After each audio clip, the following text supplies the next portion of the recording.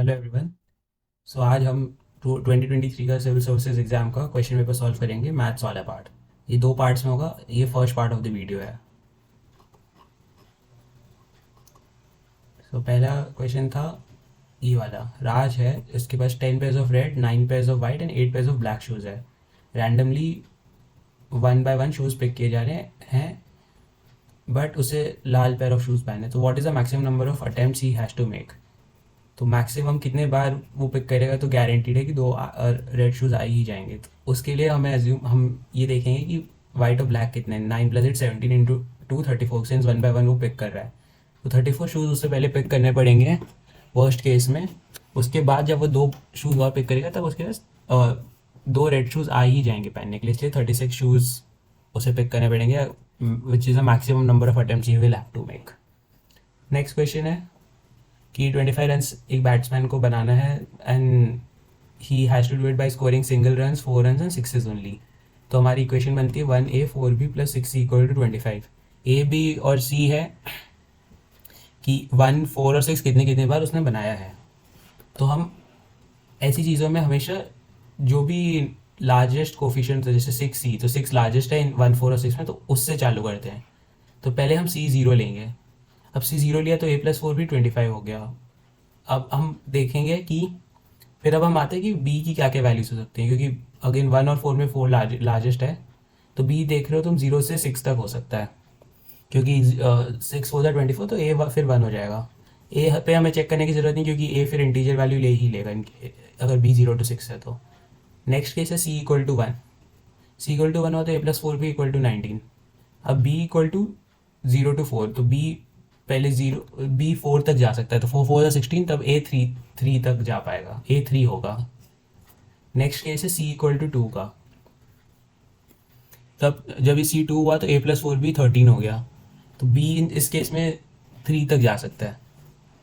Similarly C = 3 में देखोगे तो A + 4 भी =7 हो गया। इसमें बी 0 या 1 हो सकता है, क्योंकि 4 1 सा 4 4 2 सा करेंगे 8 हो जाएगा, तो ए नेगेटिव होगा। इसलिए बी 0 या 1। लास्ट है 6 4 24, तो C4 जब लिया तो A + 4 भी =1, इसमें बी की एक ही वैल्यू पॉसिबल है, 0। अब हमें ये सब ऐड करना है, तो ये हो गई 7 वैल्यूज, इधर हो गई 5 वैल्यूज। 7 + 5 12 + 4 16 + 2 18 + 1 19, तो 19 आंसर है इसका। नेक्स्ट क्वेश्चन था what is the reminder when this particular product of numbers is divided by 100। तो हमें इसमें पहले हम चेक करेंगे कि 100 25 × 4 5 × 5 × 4 से बना है, तो वो इन नंबर्स में है या नहीं। तो हम देखते हैं 85 से 5 निकल जाएगा, 95 से 5 एंड 96 से 4। बेसिकली जब इसको 100 से डिवाइड करेंगे तो ये इंडिपेंडेंटली ये फैक्टर्स इन नंबर्स के कैंसिल कर देंगे, तो रिमाइंडर 0 होगा। Next question is what is the unit digit in the expansion of this particular number. So there is this concept of cyclicity where 2 has a cyclicity of 4। तो यहाँ पे last digit इस number का 2 है, तो हम 2 की साइक्लिसिटी देखते हैं तो 4 है, क्योंकि हर 4 टाइम के बाद वापस लास्ट डिजिट 2 का 2 से ही चालू होता है व्हेन यू मल्टीप्लाई 2/2। तो इसमें तुम देखोगे तो ये ऊपर के कोफिशिएंट्स मल्टीप्लाई करेंगे हम, 9 7 से 63 एंड 5 3 से 15, तो 63 और 15, तो उसको ऐसे लिखा जा सकता है 60 + 3 × 12 + 3।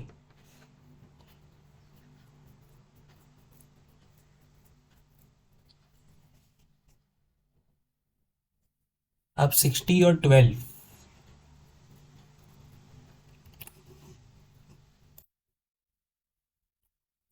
तो अब हमें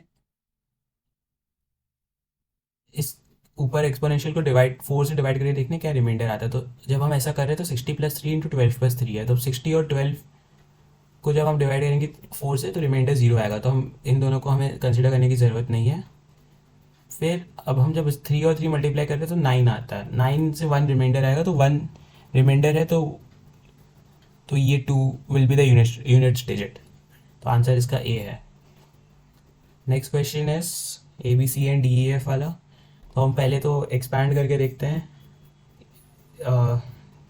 ABC + DEF = 4 × 1। तो इसमें हम फिर कंपेयर करेंगे तो 100 × A + D is equal to 1000, 10 + B × B + C = 100, C + F = 11।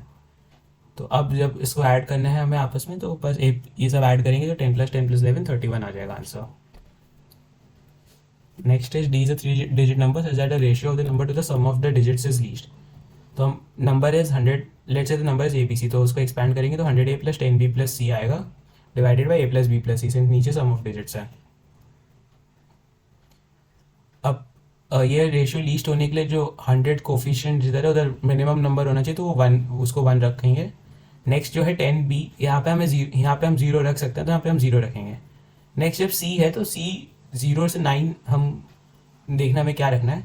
तो अगर हम 0 रखते हैं तो हम यहाँ जैसे देख सकते हैं कि 100/1 होगा ये, और वो 100 होगा. बट नेक्स्ट है 100, अगर हम c को 1 लेते हैं तो नेक्स्ट होगा 101/2, तो वो हो जाएगा 55. और उसके बाद अगर c को 2 लेते हैं तो 102/3 होगा, वो 33 के आसपास होगा. तो ऐसे हम यहाँ देख रहे हैं कि c जितना ज़्यादा हो रहा है ये रेशियो उतना कम हो रहा है, तो हमें c इसलिए 9 लेना होगा, which is the maximum number. तब हम जैसे ही c 9 लेते हैं तो ये 109/10 होगा, ये 109 हो जाएगा नंबर. तो हम इसको सब्ट्रैक्ट करेंगे तब 8 आ जाएगा.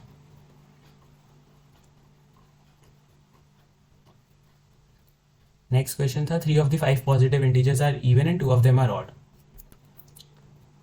सो इसमें हमें ये 3 चीज़ें याद रखनी है कि ऑड प्लस इवन है तो ऑड होगा, ऑड प्लस ऑड है तो इवन होगा, and 2 into odd is always an even number.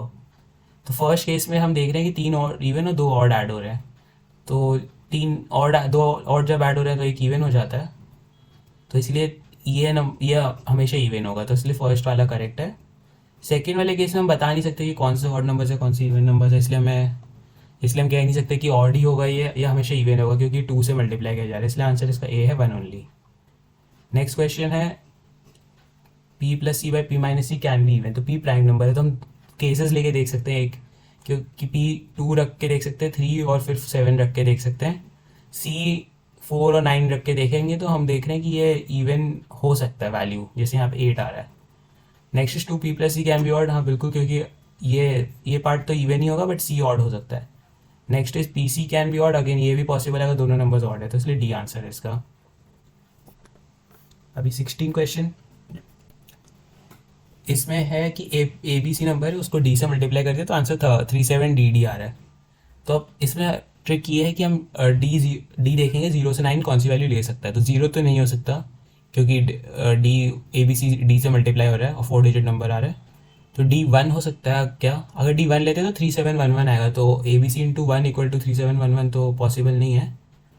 और अगर हम d = 2 ले रहे हैं तो 3722/2 आएगा, which will again be 4 digit number. d = 3 ले रहे हैं तो 3733/3 आएगा, which is again a 4 digit number.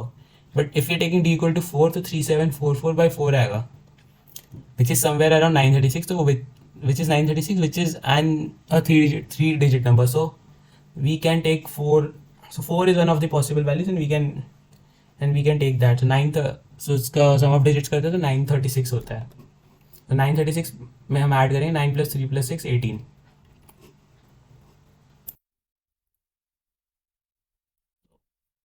Next question पे जाते हैं. नेक्स्ट क्वेश्चन था for any choice of values of x, y and z this 6 digit number of the form x, y, z is divisible by. तो वो number, इस number को expand करेंगे तो हमें ऐसा आएगा, x × 100 कॉमन ले लेंगे और फिर 1000 + 1, y × 10 × 1000 + 1, z सेपरेटली ले लें एंड 1000 + 1. तो 1001 कॉमन आ गया. 1001 हम डिवाइड करके देखेंगे 7, 11, 13 से, तो देखेंगे डिविजिबल है, इसलिए ये नंबर हमेशा 7, 11 और 13 से डिविजिबल होगा. नेक्स्ट क्वेश्चन था कि 125 आइडेंटिकल क्यूब्स हैं arrange in a form of a cubical block. How many cubes are surrounded by other cubes from each side. तो टोटल नंबर ऑफ क्यूब्स हैं 125, यहाँ पे 5 क्यूब. एंड हमें वही क्यूब्स लेना है जो अंदर है, जो सर्फेस पे क्यूब्स हैं वो हटाना है. तो हम कैसे हटाएंगे? First is 25 × 6. सारे सर्फेस पे क्यूब्स इससे हट जाएंगे, पर जो एजेस पे है और जो साइड्स पे क्यूब्स है वो ज़्यादा बार हट रहे हैं. तो इसलिए जो जो ऊपर जो दोनों सर्फेस के इंटरसेक्शन पे जो लाइन है वहाँ पे जो भी क्यूब्स हैं वो एक बार हम ऐड करते हैं. बेसिकली 5 साइड्स है और 12 एजेस होते हैं. फिर इससे क्या हो रहा है कि जो कॉर्नर्स हैं वो एक ज़्यादा बार ऐड हो रहे हैं, तो हमें वो वापस सब्ट्रैक्ट करना पड़ेगा, इसलिए -8 करते हैं. तो उससे -25 + 60 - 8 = 27 आता है. Next is how many distinct 8 digit numbers can be form.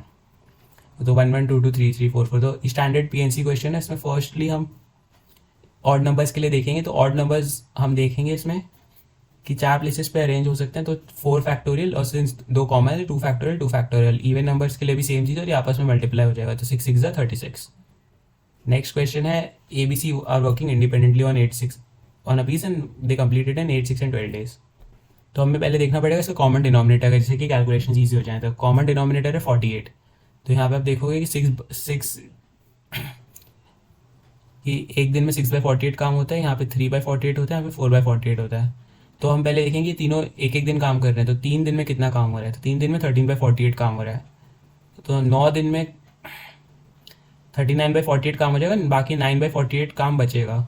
ये 9/48 काम हो जाएगा पूरा जब ए और बी और एक एक दिन काम करेंगे 6 + 3, तो 11 दिन में पूरा काम खत्म होगा। तो after 11 days it would be a Thursday, that's why option A is correct.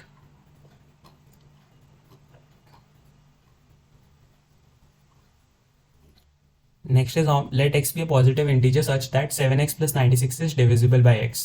How many values of x are possible? तो इसमें हमें फर्स्ट पार्ट 7x से तो फ़र्क नहीं पड़ता, सेकंड पार्ट है 96, हमें बेसिकली 96 के फैक्टर्स देखना है। तो हम पहले 1 से चालू करेंगे, फिर 1 के बाद 2 3 4 6 8 सब डिवाइड कर पा रहे हैं। अब 8 के बाद 12 डिवाइड कर रहा है, पर जब हम देख रहे हैं 12 8 से 96, तो बेसिकली ये सारे नंबर्स के एक एक फैक्टर्स इधर भी होंगे, तो which will contribute to a value of contribute to the number of values of x. But also since this is not a perfect square, हमेशा ये वैल्यूज डिफरेंट होंगे। जैसे 25 होता तो ये 5 से के साथ 5 आता, तो वो तुम डबल काउंट नहीं कर सकते थे, but in this case we can count we can directly count double it since it's not a perfect square. So basically the 6 factors है 1 2 3 4 6 8, 8 के बाद 12 रिपीट हो रहा है, 12 8 से 96 होता है, तो इसीलिए हम इसी को डबल कर देंगे, तो 6 × 2 12। Next is if p q r is a distinct single digit positive numbers, what is the greatest value of p plus q into r plus s? तो इसमें सिंपल चीज़ ये समझनी है कि जब नंबर्स की वैल्यू सिमिलर होती है तो प्रोडक्ट हमेशा ज़्यादा होता है। जैसे अगर हम 1 और 9 मल्टीप्लाई करते हैं तो 1 × 9 9 होता है, बट अब हम 3 और 4 मल्टीप्लाई करते हैं तो 3 और 4 12 होता है। 3 और 4 क्योंकि 3 और 4 आपस में क्लोज नंबर्स हैं, तो इसीलिए हमें हमेशा जो नंबर्स क्लोज हैं उनको, जितने नंबर्स क्लोज होते हैं उतनी ज़्यादा वैल्यू होती है।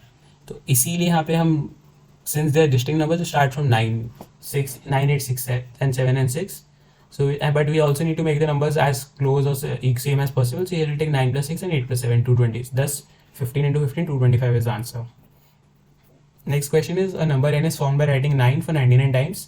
What is the remainder if n is divided by 13? So in this case we can first see कि 999/13 में रिमाइंडर क्या आता है, तो रिमाइंडर 11 आता है। अब यहाँ पे 9 को 99 टाइम्स लिखा गया है, बेसिकली 999 को 33 टाइम्स लिखा गया है, तो 999 अगर कॉमन निकाल लें और बाकी अलग से लिख ले तो रिमाइंडर सेम ही होगा, इसलिए यहाँ पे रिमाइंडर 11 आता है। Thank you for watching this video. Next part जल्द ही रिलीज़ होगा। Thank you.